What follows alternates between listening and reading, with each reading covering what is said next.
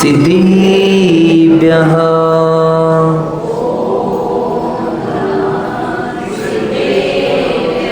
ॐ नमः सिद्धिभ्यः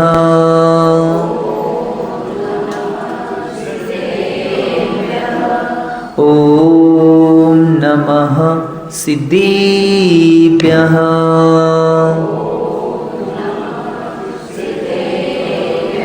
नमः श्रीवर्धमानाय निर्धूतकलिलात्मने सालोकानां त्रिलोकानां यद्विद्यादर्पणायते यद्विद्यादर्पणायते यद्विद्यादर्पणायते। जबलो 24 भगवान की देवादेव मूलनायक 1008 शांतिप्रदा शांतीनाथ भगवान की देवादेव मूलनायक 1008 बालब्रह्मचारी नेमीनाथ भगवान की देवादेव मूलनायक 1008 आदि ब्रह्मा श्री आदिनाथ भगवान की देवादेव मूलनायक 1008 मुनीश्वरनाथ भगवान की सिद्धांत शास्त्र की आचार्य भगवान श्री समदभद्र स्वामी की 20वीं सदी के प्रथमाचार्य चर्चपति समाधि सम्राट गुरुनाम गुरुआचार्य शांति सागर जी महाराज की संत शिरोमणी आचार्य गुरु श्री विद्यासागर जी महाराज की प्रातस्मरणीय शांत मूर्ति वासलग्नकर आचार्य गुरु श्री सन्मत सागर जी महाराज की परम पूज्य आचार्य गुरु श्री समय सागर जी महाराज की अहिंसामय विश्व धर्म की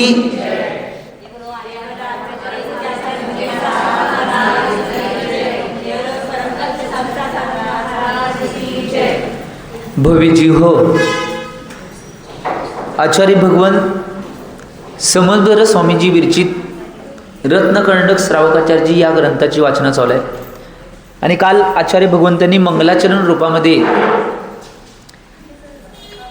भगवंतांची परीक्षा करून या ग्रंथाची देशना करण्याचा प्रारंभ आचार्य भगवंतांनी केलेला आहे आणि आज धर्मोपदेश करण्याची प्रतिज्ञा आचार्य भगवान समदभद्र स्वामीजी करणार आहेत 2 नंबरच्या गाथेच्या माध्यमातून। पहिला गाथा कंठस्थ करूया आणि आचार्य महाराजांनी काय सांगितले ते पाहूया। देशयामी समीचीनम देशयामी समीचीनम धर्मं कर्म निबर्हनम धर्मं कर्म निबर्हनम संसार दुःखत सत्वा संसार दुःखत सत्वा यो धरत युत्तमे सुखे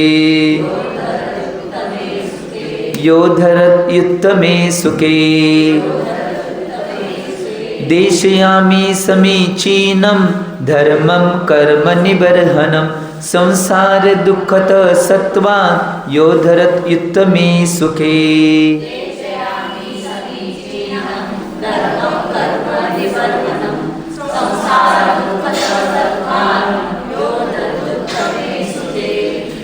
आचार्य भगवान समदभद्र स्वामी या 2 नंबरच्या गाथेच्या माध्यमातून धर्मोपदेश करण्याची प्रतिज्ञा करत आहेत की धर्माचा उपदेश करण्याची प्रतिज्ञा या गाथेच्या माध्यमातून करल्यात।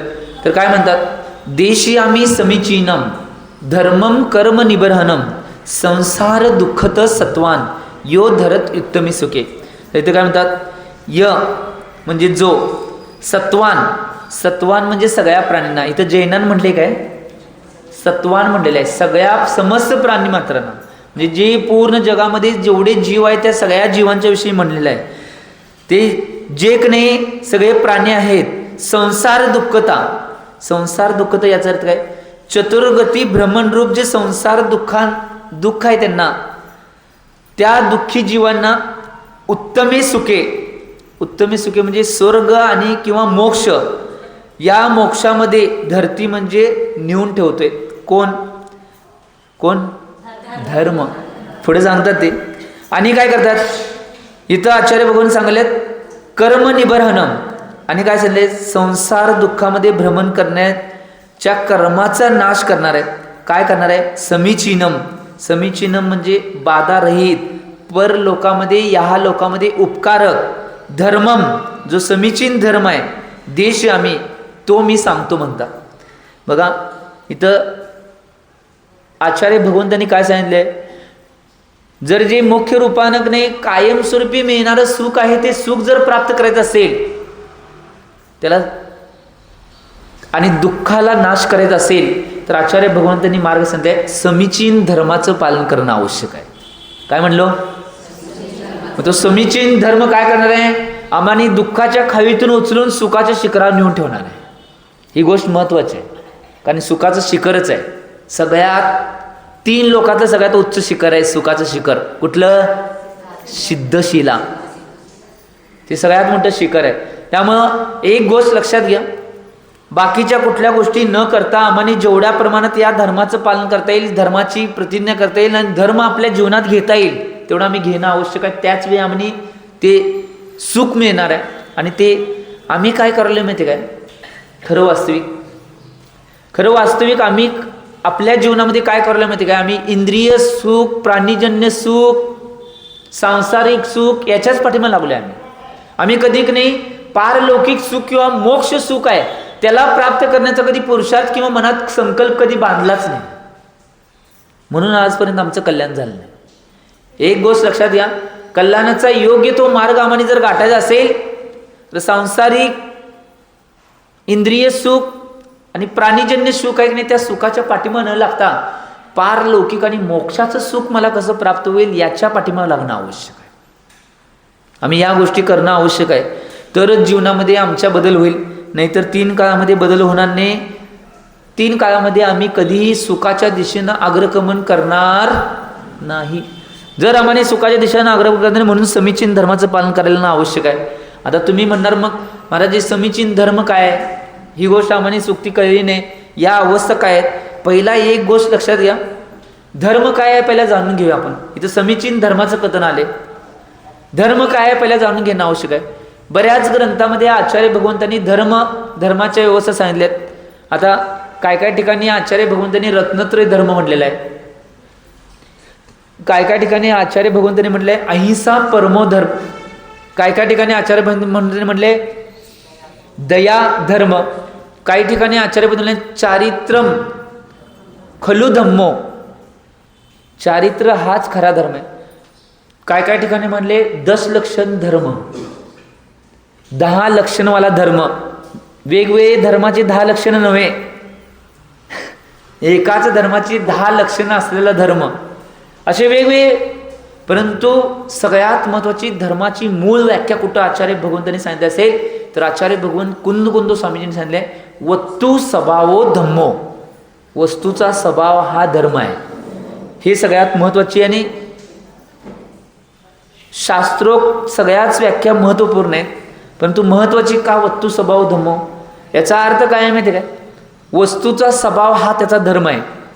आता मला सांगायचं आहे वस्तूचा स्वभाव त्याचा धर्म म्हणजे काय. उदाहरण देतो बघा, पाणी आहे, पाण्याचा स्वभाव काय आहे, शीतलता. हुशार, बरोबर आहे. पाण्याचा धर्म कुठला झाला मग, शीतलता.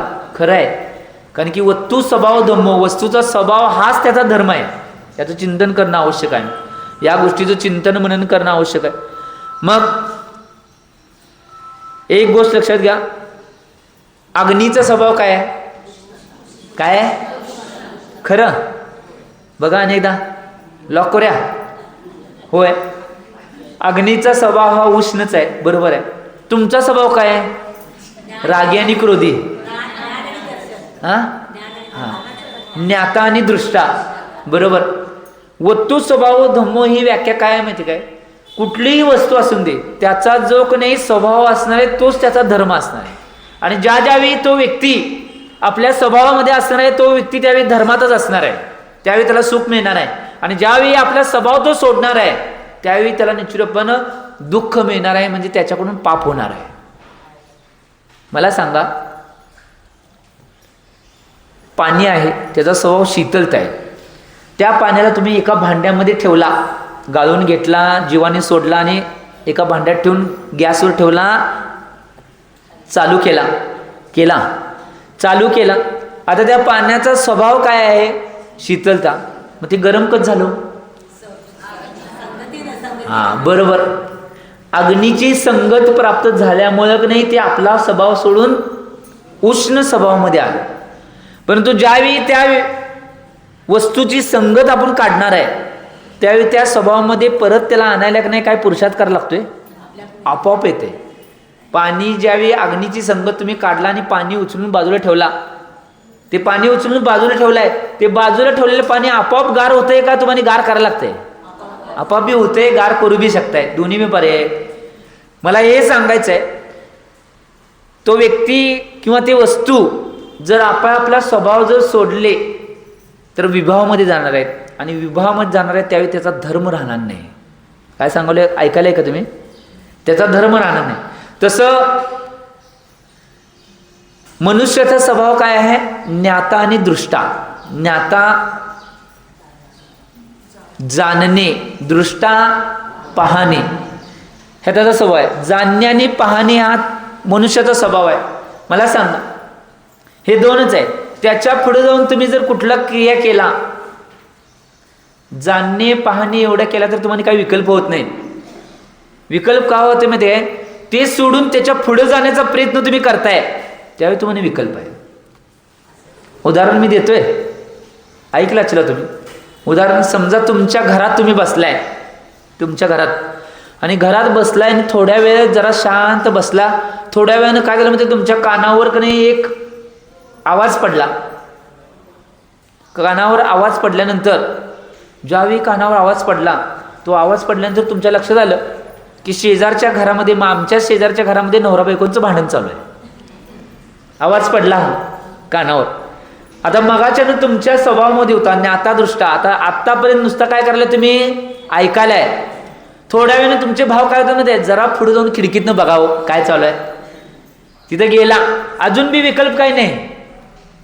पुढे जाऊन खिडकीतनं बघायलाय, अजून बी विकल्प काही नाही. बघताना बी काही विकल्प नाही, कारण की आता तुम्ही जाणला, आता पाहायलाय.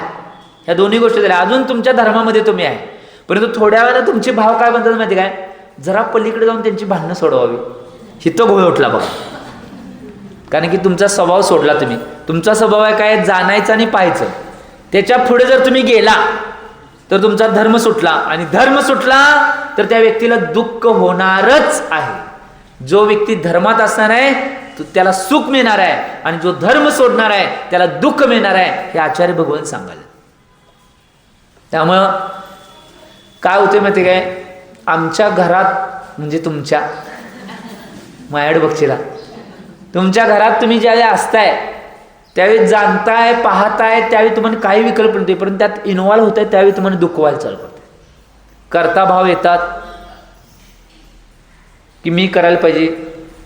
मग दुसऱ्यांना निश्चितरूपानं बाकीच्या गोष्टीत हीन लेखणे, दुसऱ्याकडे दुर्लक्ष करणे, ह्या गोष्टी सगळ्या चालू होतात. त्यामुळे एक गोष्ट लक्षात घ्या, धर्म खरा काय असेल तर जाणणे आणि पाहणे, काही विकल्प करायचं नाही. जे होतंय ते जाणायचं, आणि जे होतंय ते पाहायचं.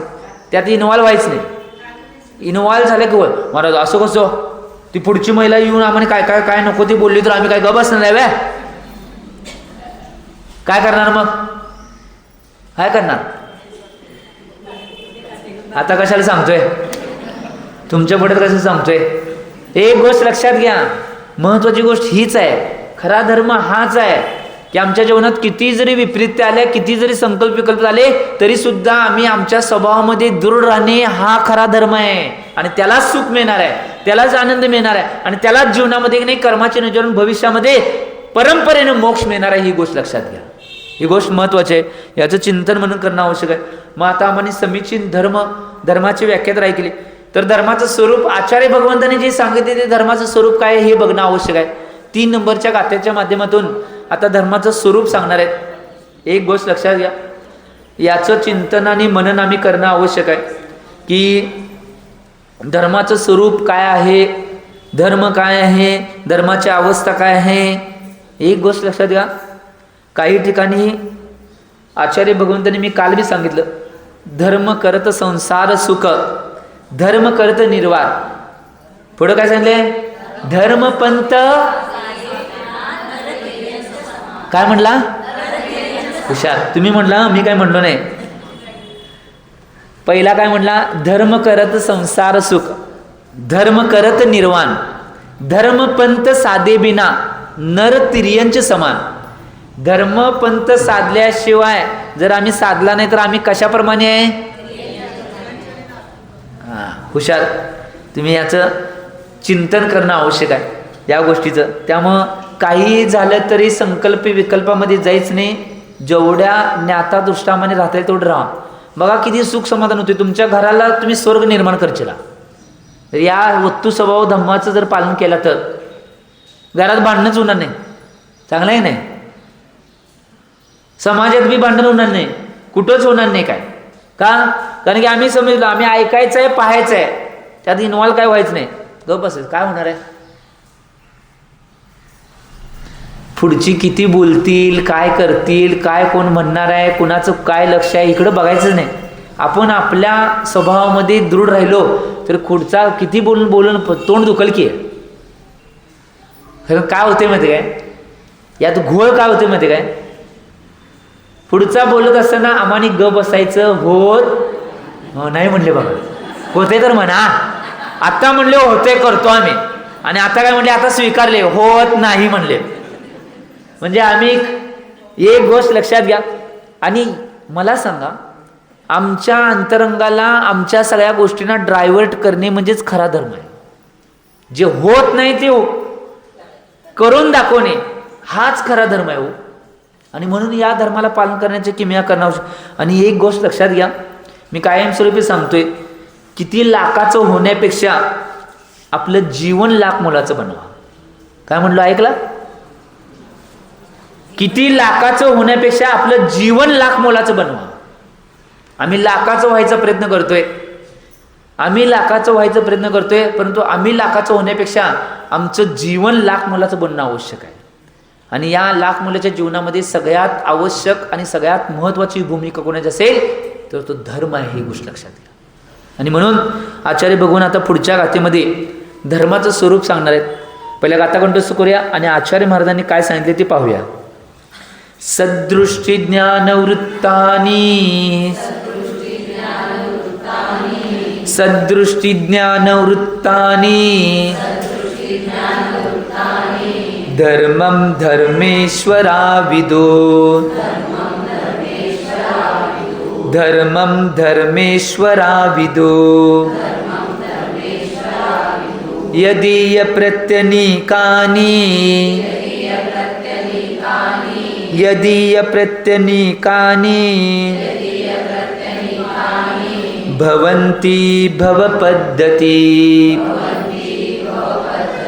भवन्ति भवपद्धति,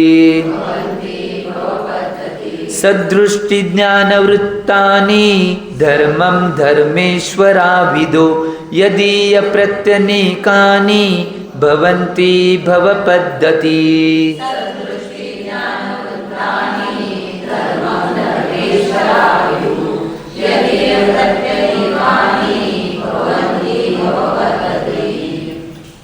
आचार्य भगवान समजबरोबर स्वामीजी या 3 नंबरच्या श्लोकाच्या माध्यमातून धर्माचं स्वरूप सांगायला, की धर्माचं मूळ स्वरूप काय आहे, धर्म काय, धर्माची व्यवस्था काय हे सांगायला, की आम्ही हे जाणून घेणं आवश्यक आहे. आता तुम्ही समीचीन धर्म सांगितला महाराजजी, म्हणजे समजबरोबर महाराजांना म्हणाले माझ्याकडे बघचीला, सगळी माझ्याकडे बघायला. समजबरोबर महाराजांना आम्हीच निवेदन करलोय की समीचीन धर्म आम्हाने दुःखाच्या नाही खाईतून उचलून सुखाच्या शिखरावर नेऊन ठेवणार आहे हे तुम्ही सांगितला. म्हणजे समीचीन धर्म काय त्याचं स्वरूप सांगा ना. म्हणून हे गाथा उद्धृत करल्यात की समीचीन धर्म काय आहे हे सांगताना सांगितले, सदृष्टी ज्ञानवृत्तानी धर्मं धर्मेश्वराविदो, यदीय प्रत्यनीकानि भवन्ति भवपद्धती. आचार्य भगवान काय म्हणतात तर इथं म्हणल्यात धर्मेश्वरा. धर्मेश्वरा याचा अर्थ काय माहिती काय? या 2 शब्द आहेत, धर्म आणि ईश्वर. या दोन शब्दापासून हे बनलाय. अवर्णे इवर्णे ए हे संस्कृतचं एक सूत्र आहे. तुम्ही म्हणणार हे काय म्हणाले महाराज म्हणतो, काय कोडिंग कळलं नाही. संस्कृत जो आहे कांतांतर रूपमाला नावाचा ग्रंथ आहे आचार्य भगवान शोरूम समेत, त्यात पहिली जी पंचसंधी प्रकरण आहेत ते जर तुम्ही शिकला तर तुम्हाला बऱ्यापैकी संस्कृतचं फोड बाकीच्या गोष्टी काय ती कळेल. बळमन सांगितलं मुद्दामनं की तुम्हाला कळावं. यात काय होते माहिती काय, हे गोष्टी कळायला पाहिजेत. कुठले शब्द कशापासून बनले आहेत, काय बनलेलं आहे, काय व्यवस्था आहे, काय अवस्था आहे, ह्या सगळ्या गोष्टी कळायला पाहिजेत. म्हणून अवर्णे इवर्णे हे म्हणजे याचा अर्थ काय माहिती काय, शेवटला जर अ असेल आणि पुढे ई असेल तर त्या अचा आणि ईचा मिळून एडका ए होते, त्याला अवर्णे इवर्णे ए. तसं तुमच्या राज्याचे मुख्यमंत्री, त्यांचं नाव काय आहे, देवेंद्र. ते 2 शब्दापासून बनले, देव धन इंद्र. देवधंद्र, शेवटला अ आहे आणि पुढे ई आहे म्हणून त्याचं काय झालं, देवेंद्र. तुमच्या देशाचे पंतप्रधान नर धन इंद्र, नरेंद्र. हे सांगाले हो, इथं जे जे माहीत असणं आवश्यक आहे ह्या गोष्टी. त्या एका सूत्रापासून ही सगळे शब्द बनतात. संस्कृत असंच आहे, एवढं सुंदर आहे.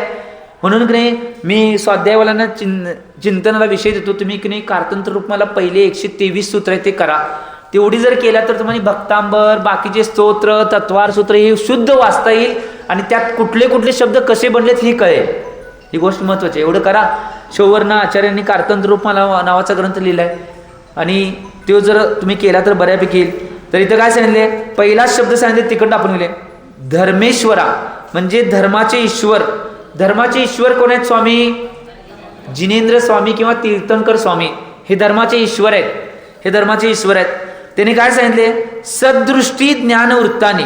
आता इथं संस्कृतचा एक नियम आणि दुसरा येतोय बघा. ज्यावेळी तुम्हाला शेवटच्या महिन्यात की नाही तत्वार सूत्र सहस्रनाम शिकवलं जाणार आहे, त्यावेळी संस्कृत शिकवलं जाईल बऱ्यापैकी. नियमानं कसं वाचायचं एवढं तर शिकवलं जाईल, शिकवणार आहे थोडा शेवटचा महिना. आत्ता काय नाही शेवट, आणि की आत्ता लोड असते सगळं. तर इथं काय संस्कृतमध्ये एक नियम असं आहे, आद्य दीपक, मध्य दीपक आणि अंतदीपक एक असतात. तो शब्द जर आद्य दीपक, मध्य दीपक आणि अंतदीपक जर आला तर तो दीपकने त्या तिन्ही शब्दांना लावला जातोय. आता इथं सद हा शब्द आहे की नाही, हा आद्य दीपक आहे. आद्य दीपक आलाय, पहिलाच आहे बघा सद. मग सददृष्टी, आता पुढे बी लावायचं आहे सज्ञान आणि पुढे लावायचं आहे सदवृत्तानी. असा शब्द तयार होते. संस्कृतचे नियम असतात, सदृष्टी, सज्ञान, सदवृत्तानी म्हणजे सम्यक दर्शन, सम्यक ज्ञान, सम्यक चारित्र. काय सांगितले, धर्माचे ईश्वर आहेत ते काय सांगितल्यात, जे तीर्थंकर स्वामी ते सांगितल्यात सम्यक दर्शन, सम्यक ज्ञान, सम्यक चारित्र. याला आचार्य भगवंतांनी धर्म विदू म्हणजे सांगितलेलं आहे, यालाच धर्म म्हणलेला आहे. म्हणजे सम्यक दर्शन, सम्यक ज्ञान, सम्यक चारित्र हाच खरा धर्म आहे, समीचीन धर्म आहे ह्यात सांगायला. आणि पुढे काय म्हणतात, यदीय प्रत्यनिकानी. यदीय प्रत्यनिकानी म्हणजे याच्या विपरीत. याच्या विपरीत काय सांगा बघ्या, मिथ्या दर्शन, मिथ्या ज्ञान आणि मिथ्या चारित्र. या तिन्हींच्या विपरीत जे आहे की नाही त्यालाच आचार्य भगवंतांनी भव पद्धती. भव पद्धती म्हणजे संसाराचा मार्ग सांगितला आहे. भवंती म्हणजे संसाराचा मार्ग तो असतोय. म्हणजे धर्माचं स्वरूप काय आहे, सम्यक दर्शन, सम्यक ज्ञान, सम्यक चारित्र हे धर्माचं स्वरूप आहे. आणि याच्या विपरीत संसार मार्ग काय आहे, मिथ्या दर्शन, मिथ्या ज्ञान आणि मिथ्या चारित्र हा संसार मार्ग आहे. तुमच्या बाबतीत आता संसार मार्ग जरा बदललाय, दूरदर्शन, ज्ञान, चारित्रांनी संसार मार्ग. हा सगळ्यात जास्त आता ह्याचं चलती चालू आहे, दूरदर्शन, TV, ज्याच्यामुळं ताबडतोब वाटोळ होतंय ते. टी म्हणजे ताबडतोब, व्ही म्हणजे वाटोळ. TV चिंतन करणं आवश्यक आहे. मी तो संसार मार्ग आहे. आता महाराज काय करायचं, वेळ जात नाही. आहे पुस्तक वाचायला नाही, चारित्र्य करायला नाही, मंदिरात येऊन पूजन करा, मंदिरातून जापमाळ घाला, मंदिरातून क्रिया करा, ध्यान करा, साधना करा, घरात साधना करा, घरात आराधना करा. एक गोष्ट लक्षात घ्या, आज निश्चितरूपानं त्या एका खुल्या बॉक्समुळं लय घोळ उठलाय. अरे सांगाले हो. हां हां ते एक आणि ठाऊक एक.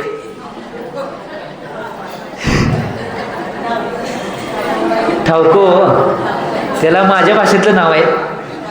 आणि खुलं बॉक्स, ह्या 2 गोष्टीमुळे लय घोळ उठलाय.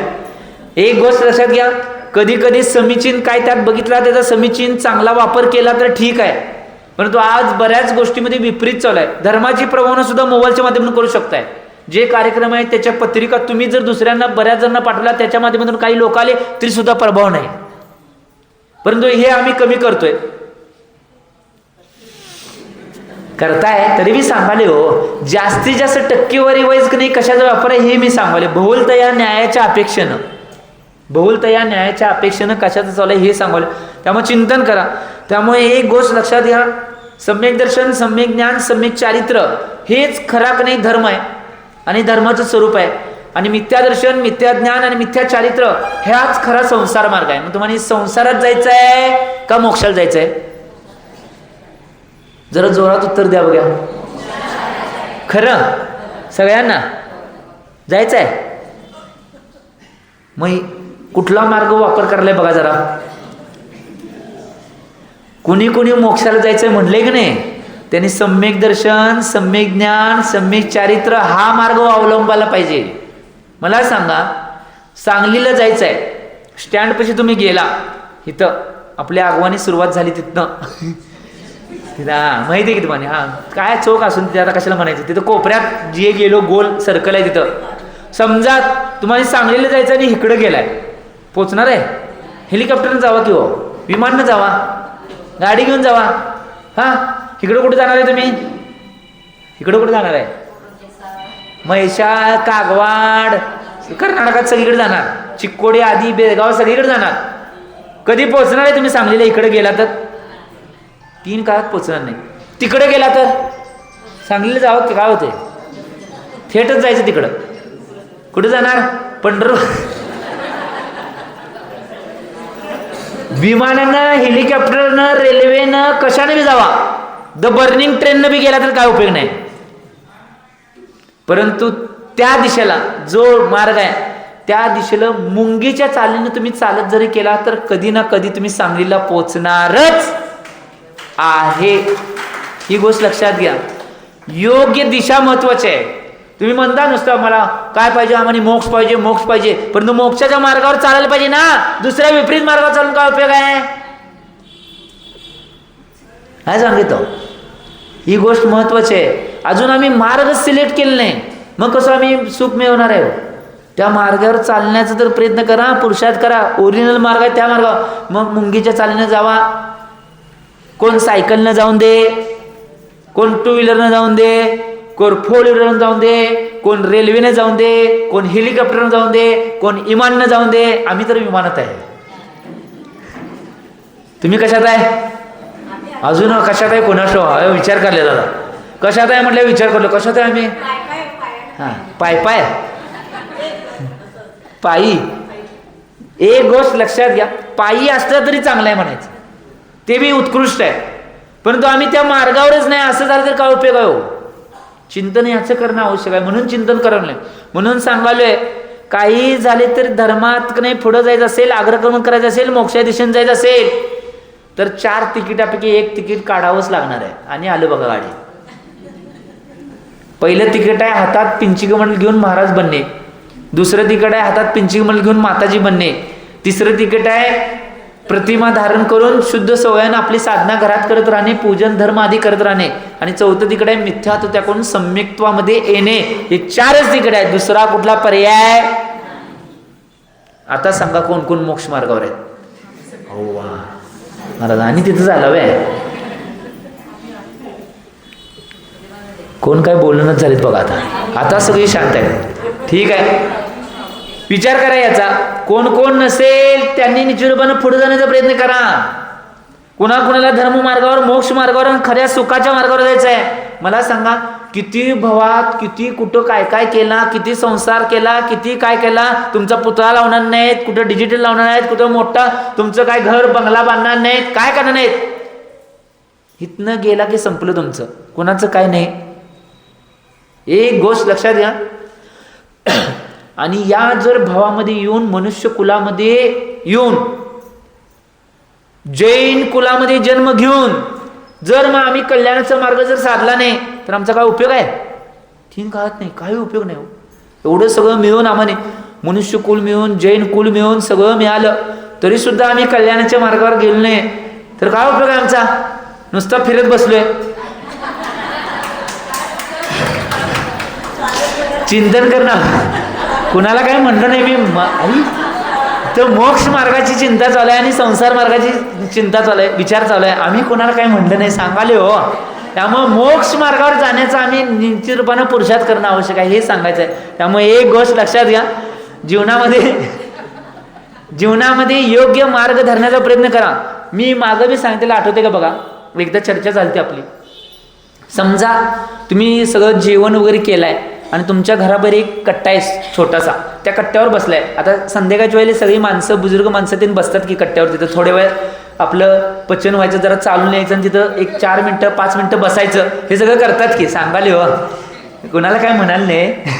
तर तिथं बसलेले असतात. आता बसलेच समजा आणि त्याच वेळी एक घटना अशी घडली, बरीच माणसं का नाही पळत चालल्यात ओरडत, तुम्हाला काय वाटणार सांगा त्यावेळी.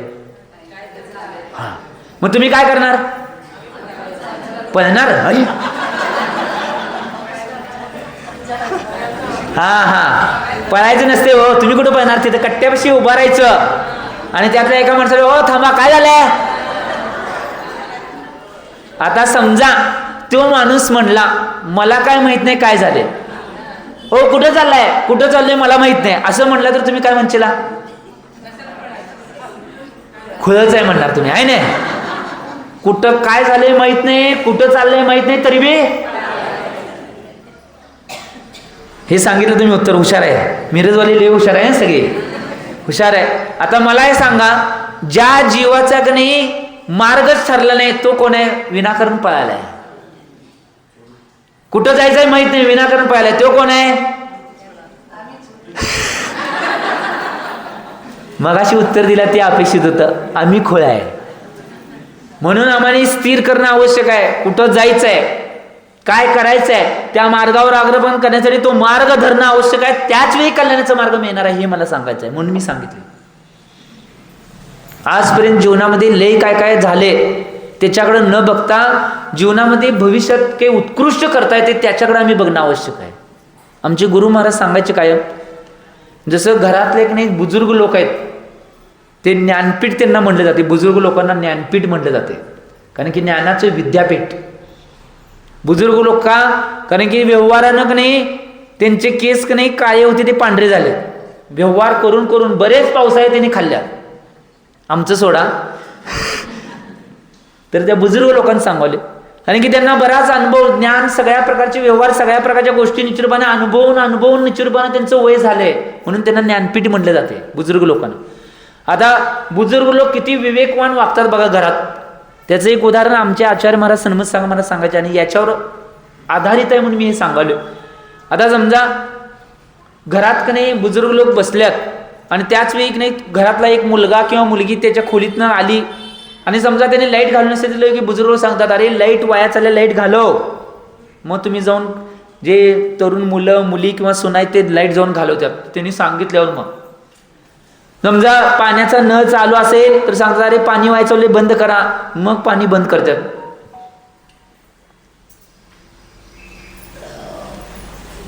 काय काय सांगितलं कळलं? लाईट वाया चालल्या, लाईट घालवली, पाणी वाया चालले, पाणी घाललं. अनादी कालापासून निश्चित रूपानं आमचं जीवन वाया चालले, त्याच्याकडे लक्ष कोणाचं आहे हे कोणी सांगितलं आजपर्यंत? आमचं जीवन वाया चाललं की नाही? अनादी काळापासून जन्म घ्यायलोय, परत मरण करलोय, जन्म घ्यायलोय, मरण करलोय, जन्म घ्यायलोय, मरण करलोय, जन्म घ्यायलोय, मरण करलोय, खायचं प्यायचं झोपायचं, अनादी काळापासून तेच चालू आहे. त्यात काय बदल केलाय आम्ही? एक गोष्ट लक्षात घ्या, जीवनाच्या या वाटावर, जीवनाच्या या प्रसंगावर जर आम्हाला योग्य मार्ग पकडायचा असेल तर जे अनादी काळापासून जे करलोय त्याच्यात आम्ही बदल करणं आवश्यक आहे. आचार्य भगवान गुणभद्र स्वामीजी आत्मानुशासन या ग्रंथामध्ये म्हणतात की जीवाचं कल्याण तवाच होते जोपर्यंत आजपर्यंत त्याने न केलेल्या गोष्टी करायला पाहिजे, तवाच कल्याण होणार आहे. काय म्हणलं मी, ऐकला? हा, केलेल्या गोष्टी करल्या. अनादी काळापासून संसार केलाय आत्तानी, अनादी काळापासून मुलं बाळ प्रपंच केलाय आत्ता बी, अनादी काळापासून मिथ्यात्व अज्ञानामध्ये आत्ता बी. काय काय जण सोडावं सगळ्यांना सांगाले, भोवलतं या अपेक्षा तेच करले.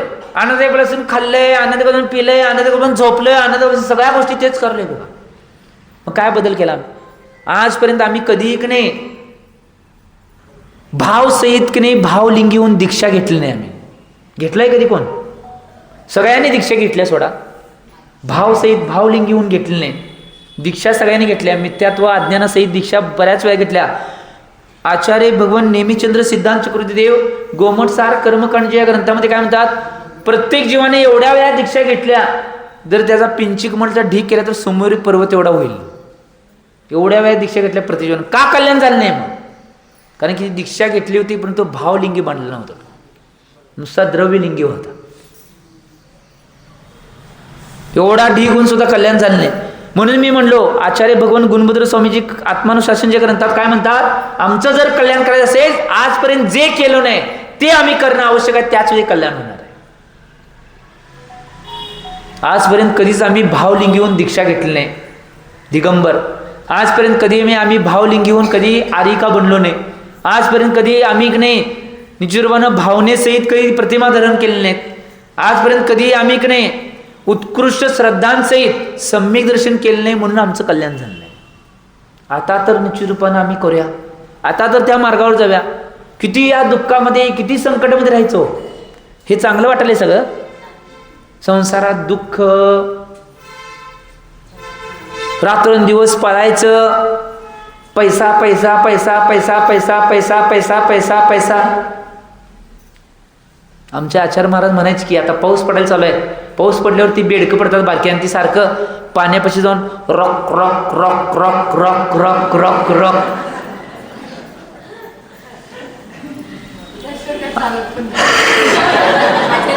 आता सगळं सोडायचं आहे ना कशाला? माहिती आहे मला, माहिती आहे, सांगणार आहे सगळं गावात. थांब, मला माहिती आहे तुम्ही तुमचं समर्थन करणार आहे, मला माहिती आहे. कारण की एक गोष्ट लक्षात घ्या, आम्ही आमच्या जीवनामध्ये याचं चिंतन करणं आवश्यक आहे.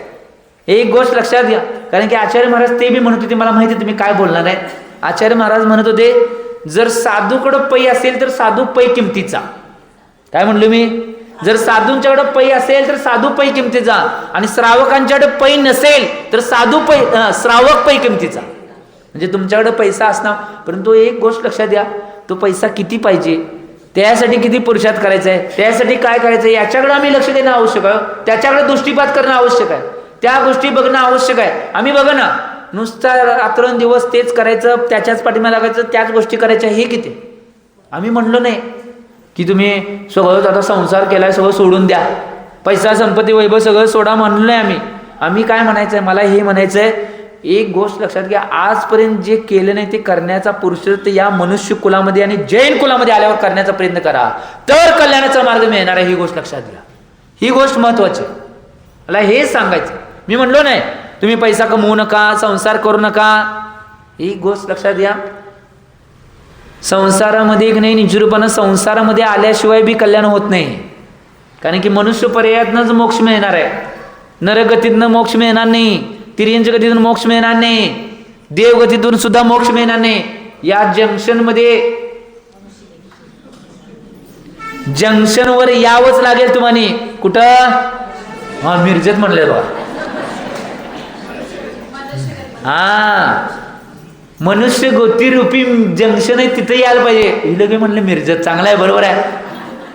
त्यामुळे एक गोष्ट लक्षात घ्या, जोपर्यंत आम्ही जंक्शनवर येणार नाही, मनुष्य गतिरूपी जंक्शनवर येणार नाही, तोपर्यंत सुद्धा नाही कल्याणाचा मार्ग किंवा मोक्षाचा मार्ग मिळणार नाही. आम्हाला याचं चिंतन करणं आवश्यक आहे. म्हणून जीवनामध्ये जेवढ्या रूपामध्ये आम्हाला काय करता येईल तेवढ्या रूपामध्ये हे करणं आवश्यक आहे. कारण की या गोष्टी महत्त्वाच्या आहेत आणि या सगळ्या गोष्टी सगळ्यात महत्त्वाच्या आहेत. म्हणून काही ठिकाणी आचार्य भगवंतांनी किंवा नीतिकारांनी सुद्धा म्हटलंय, धनवान होण्यापेक्षा धर्मवान होणं आवश्यक आहे. काय म्हटलं मी? जो व्यक्ती धर्मवान आहे त्याच्याकडे धन आपोआप येते, परंतु जो व्यक्ती धनवान आहे त्याच्याकडे धर्म येईल की नाही याची शाश्वतता कमी आहे. त्यामुळं धनवान होण्यापेक्षा धर्मवान व्हा. मला सांगा, आज कित्येक अशी लोक आहेत की ते आपल्या आदरपूर्वक, अतिशय भावपूर्वक, श्रद्धापूर्वक, आस्थापूर्वक, आराधनापूर्वक आपला धर्म करतात. आणि तो धर्म करत असताना त्यांनी संसार, प्रपंच, पैसा, संपत्ती याच्याकडे लक्ष नाही, तरी सुद्धा त्यांच्याकडे पैसा आपोआप यायलाय. भारतातले जैन समाजामध्ये सगळ्यात श्रीमंत असणारे व्यक्ती अशोकजी पाटणी आरके मार्बल परिवारवाले. पैसा नको म्हणाले तरी त्यांच्याकडे पैसा यायला. का? धर्म. धर्म. आज जर कुठे गेले तर नाही, कुठल्या मंदिर कुठल्या क्षेत्रावर गेले तर त्यांचं दर्शन करताना की नाही, कसं दर्शन करतात बघायसाठी गर्दी असते. आज एवढे श्रीमंत आहेत म्हणून त्यांना अहंकार गर्व कधी नाही. मंदिरात गेले तर चांदीचे सोन्याचे नारळ अर्पण करून अष्टद्रव्यामध्ये तांदूळ वगैरे अर्पण करत नाहीत. मोती माणिक मोती सोन्याची चांदीची फुलं अर्पण करून दर्शन करतात म्हणून बघायला गर्दी असते. त्यांना मिळाले त्याची संधी त्यांनी सोने घ्याल्या, जे मिळाले त्यात आणि पुण्य बांधून गेल्या. मागं एकदा प्रवचन केलं तर आठवतंय का? 4 प्रकारचे लोक असतात. पुण्यानुबंधी पुण्य, पुण्यानुबंधी पाप, पापानुबंधी पाप आणि पापानुबंधी पुण्य. हे 4 प्रकारचे लोक असतात. त्यात त्यांनी पुण्यानुबंधी पुण्य बांधले आहेत. पुण्याच्या उदयामध्ये एवढी श्रीमंती वैभव संपत्ती मिळाले आणि परत जास्तीत जास्त प्रमाणात पुण्य बांधून घ्यालेत गाठोळे. आणि आम्ही काय करले? पुण्याच्या उदयामध्ये जैन कुळ मिळाले नाही, मंदिरचं दर्शन करत नाही, अभिषेक करत नाही, स्वाध्यायाला येत नाही. कवा तर अमावस्या पौर्णिमेला उगवणार भगवान नमस्तो, ते आले ते संकट दूर करत नाही जा म्हणतात बाबा. कतर येणार आम्ही एवढ्या पुण्याच्या उदयामध्ये सातिशे नाही अनंत अनंत भावातील पुण्य नाही खर्ची घातल्यावर आम्हाला जैन कुल मिळाले. हो, किरकोळ नाहीये. आणि मनुष्य कुल मिळवायला सुद्धा नाही अनंत अनंत भावातील पुण्य खर्च घालायला लागते तेव्हा मनुष्य कुल मिळतंय. एवढं सगळं मिळून सुद्धा जर आम्ही निश्चित रूपानं त्या पुण्याचा वापर पुण्य मिळवण्यासाठी जर करत नसेल तर काही उपयोग नाही. भविष्यात मग हातामध्ये थाटली येणार आहे. हे लिहून ठेवा. काय दगडावली पांढरे रेष. म्हणून आम्ही पुण्यानुबंधी पुण्य बांधण्याचा प्रयत्न करायला पाहिजे. पुण्याच्या उद्या मिळाले जेवढं धर्म करता येईल तेवढं धर्म करा. जेवढं घेता येते तेवढं धर्माचं घ्यायचं. ते पुण्यानुबंधी पुण्य बांधणार आहे तेच भविष्यात तुमच्या कामी येणार आहे. आम्ही याचं चिंतन करणं आवश्यक आहे. या गोष्टीचं चिंतन आणि मनन आम्ही आमच्या जीवनामध्ये करणं आवश्यक आहे. म्हणून एक गोष्ट लक्षात घ्या, धर्माचं स्वरूप समजून घ्या आणि धर्माच्या स्वरूपाच्या दिशेनं आम्ही अग्रगमन करणं आवश्यक आहे. ही गोष्ट महत्त्वाची आहे. याचं चिंतन मनन जीवनात करा. कारण की महत्त्वाची गोष्ट आहे. कारण की बघा, आज मला एक सांगा, आज जे व्यक्ती की नाही धर्माचं आचरण करतात त्यांना आनंद मिळालाय का दुःख मिळालंय? खरं सांगा. जे खरोखर रोज धर्माचं आपल्या धर्माप्रमाणे आचरण करतात, आज मला सांगा, आज बरीच जण नाही अभिषेकला नवीन जण आली, त्यांना अभिषेकला आल्यावर आनंद वाटला का आत मळमळलं? काय वाटलं? आनंद वाटला. ही गोष्ट महत्वाची आहे. हे आम्ही आमच्या जीवनामध्ये काय करतोय हे महत्वाचं आहे. ज्यावेळी आम्ही नाही खऱ्या देवशास्त्र गुरूंच्या सानिध्यात जाणार त्यावेळी आम्हाला आनंदच असणार आहे. आणि ज्यावेळी ह्यांना सोडून आम्ही जाणार आहे त्यावेळी आम्हाला दुःखच येणार आहे. लिहून ठेवा. ही गोष्ट महत्वाची आहे. त्यामुळे धर्म असे जेवढ्या प्रमाणात का नाही बांधून घेते तेवढं घ्या. कारण की श्रावकांचं कसं आहे माहिती काय, अजून व्रत घेतलं नाही तोपर्यंत त्यांची अवस्था काय आहे माहिती काय, त्यांची अवस्था गज स्नान होत आहे. हे बी उदाहरण आचार्य भगवान गुणभद्र स्वामीजीने आत्मनाशोचनच्या ग्रंथात सांगितले. भविष्यात येणार आहे. आता चालू आहे त्याची वाचना दुपारी. गज स्नान होत याचा अर्थ काय माहिती आहे, श्रावकांची अवस्था अजून व्रत घेतलं नाही, प्रतिमाधारी बनला नाही किंवा महाराज बनला नाही, त्या श्रावकांची अवस्था कशी आहे. गज स्नान व्रत म्हणजे काय, गज हत्ती काय करतोय माहिती काय, हत्ती ज्यावेळी की नाही तलावामध्ये आंघोळ करायला जातोय, सगळ्या पूर्ण अंगावर आपल्या सोंडीने एवढ्या चांगल्या प्रकारे फवारा मारतोय. पाईपाचा फवारा येणार नाही, मोटरचा येणार नाही, असा सुंदर फवारा नॅचरल त्याचा असतोय. तो सगळं धुवून घेतोय शरीर. आणि ते झाल्यावर की नाही आंघोळ झाल्यावर की नाही बाहेर येते. बाहेर आल्या की नाही ते हत्ती तिथली माती घेते आणि ती माती अंगावर टाकून घेते.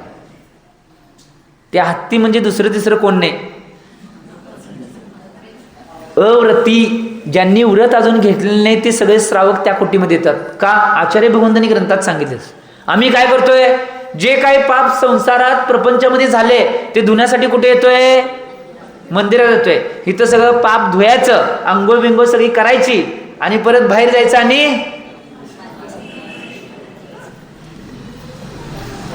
यालाच म्हणतात गज स्नानवत. श्रावकांची अवस्था ही आहे. म्हणून याचं चिंतन करणं आवश्यक. जेवढे समीचीन धर्माचं, जेवढे योग्य धर्माचं पालन करता येईल तेवढं करण्याचा प्रयत्न करा. जेवढं निश्चितपणे योग्य दिशेने जाता येईल तेवढं जाण्याचा प्रयत्न करा. ही गोष्ट महत्त्वाची आहे. किती आणि बऱ्याच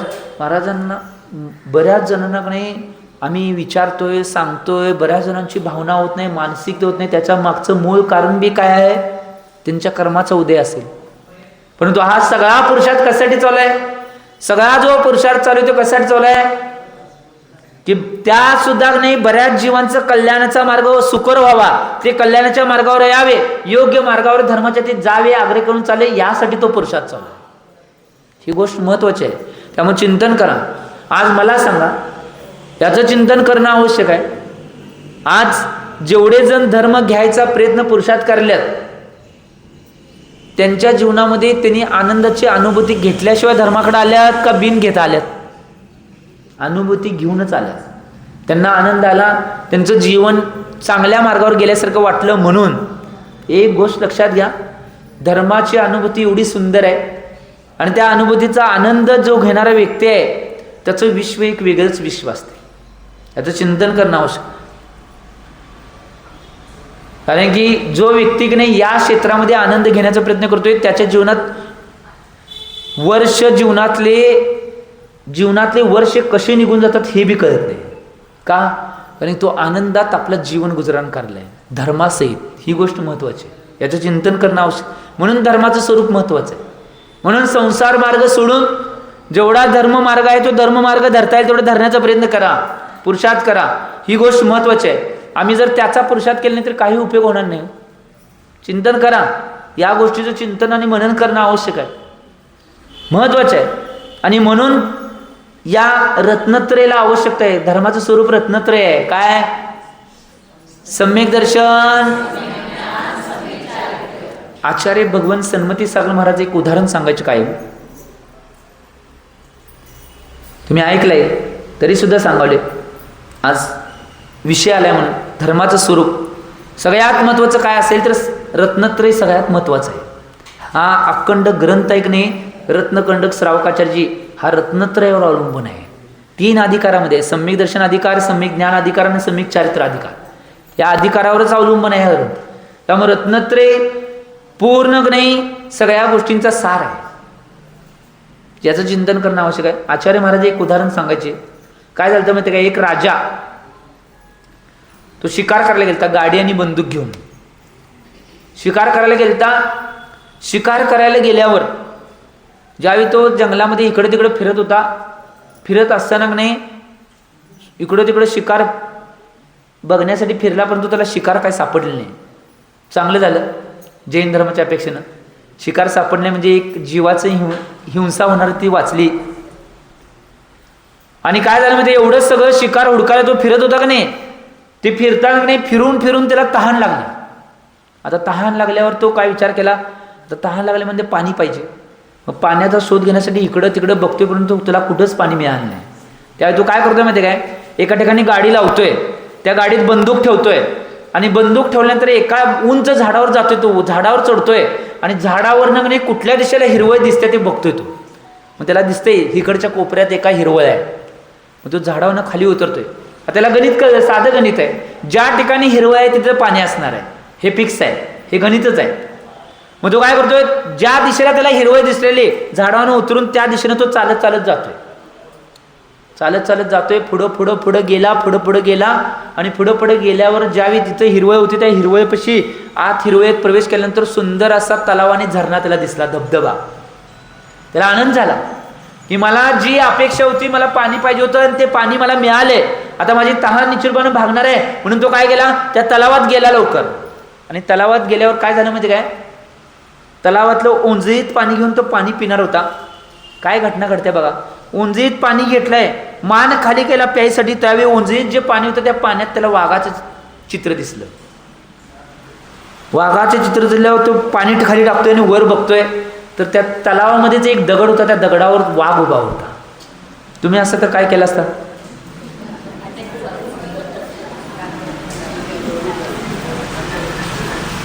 1000च्या स्पीडनं पळला असता. किती आता ती व्यक्ती नाही एवढी भिलेल्या अवस्थेमध्ये पाणी टाकल्या, पहिला त्या व्यक्तीने काय केलं, आपल्या खांद्याला हात लावला. बंदूक कुठं होती? बंदूक गाडीत होती. आता भिलेल्या अवस्थेमध्ये माणूस काय बी करते, काय बी बडबडते. तुम्हाला माहिती आहे, तुम्हाला काय जास्त जवळ तुमच्या हॉस्पिटल बी आहे त्यामध्ये अनुभवले आहे.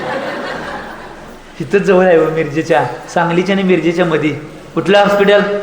हां, मी कशाला सांगू, मायाखंड बदवून गेले बा. तर तेव्हा अनुभव आहे. त्यामुळे भिलेल्या अवस्थेत माणूस काय बी करतोय, कुठली अवस्था करेल काय सांगता येत नाही.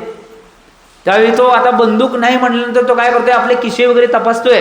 त्यावेळी एका खिशामध्ये एक कागद सापडतोय.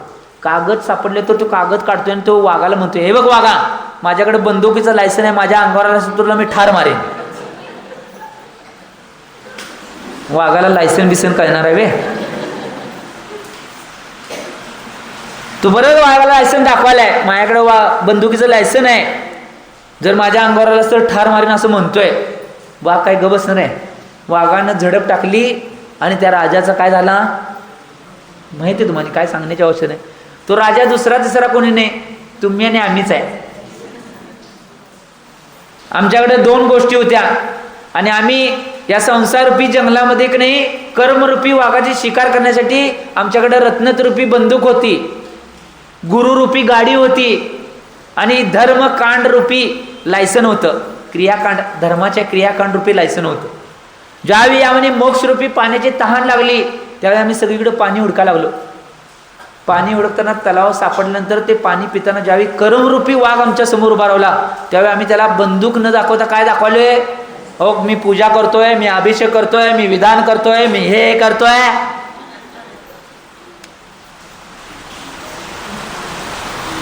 कर्मरूपी वाघ ती बघून ऐकणार.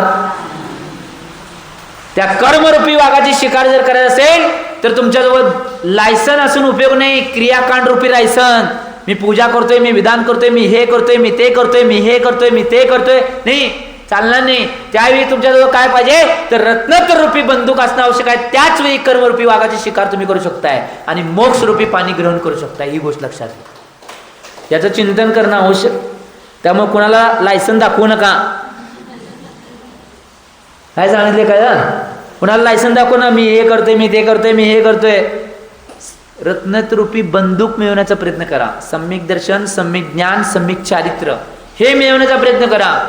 गुरुरूपी गाडी तर आहेच तुम्हाला कुठं बी न्यायला, मार्ग दाखवणार आहे तुम्हाला मोक्षाचा मार्ग गुरुरूपी. कारण की मी परवाच गुरुपौर्णिमे सांगितलं, गुरु म्हणजे माइल स्टोन आहेत. माइल स्टोन म्हणजे काय माहिती आहे? मैलाचा दगड, याला माइल स्टोन म्हणतात. मैलाचा दगड म्हणजे काय, इथनं तुम्ही आता मिरजेतनं निघला, रस्त्यानं चाललाय पुढं, तर वाटेत एक कडाला, रस्त्याच्या कडेला एक दगड लावला असतोय. इथनं सांगली 8 किलोमीटर आहे, ते लिहिलं असते दगड. मग ते दगड बघून तुम्ही बरोबर त्या दिशेने जाताय, बरोबर सांगलीत पोहोचताय. गुरु सुद्धा असंच आहेत. गुरु तुमच्या जीवनात तुम्हाला चालवणार नाहीत किंवा घेऊन जाणार नाहीत. गुरु फक्त तुम्हाला मार्ग दाखवणार आहेत. इथनं एवढ्या किलोमीटर गेल्यावर हे लागणार आहे, इथनं एवढ्या किलोमीटर हे घेणार आहे, इथनं एवढ्या किलोमीटर गेल्यावर मोक्ष मिळणार आहे, हे सांगणार आहेत. चालायचंय कुणाला? फक्त अंधाराकडून प्रकाशाकडून नेणारे कोण व्यक्ती असतील तर ते गुरु आहे. आणि योग्य मार्गावर दिशा दाखवणारे कोण माइलस्टोन असतील तर ते गुरु आहेत. ते तुम्हाला सांगणार आहेत मोक्ष इकडे जावा, तुम्ही निर्धात जावा, मार्ग चांगला आहे, काटे बिटे काही नाहीत. वाटेत तहान लागली तर हे अमृताचा पेला आहे ते प्या, विषाचा पिऊ नाही पिणार. मी काय म्हणलो ना.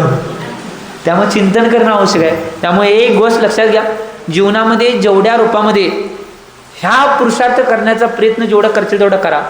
सम्यक दर्शन, सम्यक ज्ञान, सम्यक चारित्र्य मिळवण्याचा ही रत्नरूपी बंदूक आहे, ते मिळवण्याचा प्रयत्न करा. बाकीचं काय मिळलं नाही मिळलं राहून दे, ही बंदूक मिळवण्याचा प्रयत्न करा. त्याच वेळी कर्माचा पराजय किंवा कर्माला आपण मारू शकतोय, नाहीतर काय होणार नाही, काही होणार नाही. त्यामुळे ही गोष्ट महत्त्वाची आहे. याचं चिंतन म्हणून तुम्ही जीवनामध्ये करावं. तुमच्या जीवनात सुद्धा या सगळ्या चिंतनातून गोष्टी याव्या आणि तुम्हाला सुद्धा लवकरात लवकर रत्नरूपी बंदूक मिळावी एवढी भावना करतो. आणि आजच्या वाणीला विराम देतोय. जे बोलो आचार्य भगवान श्री सन्मती सागरजी महाराज की